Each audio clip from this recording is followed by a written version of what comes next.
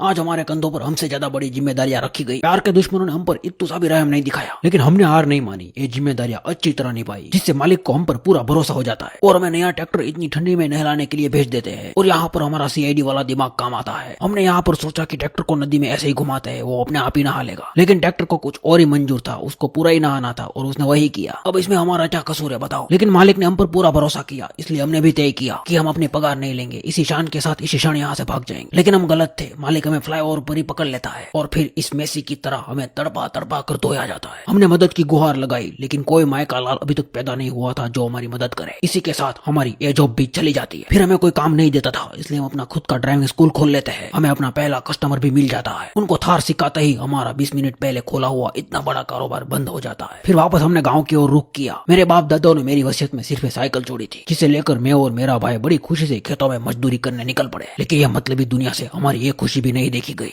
परंतु क्या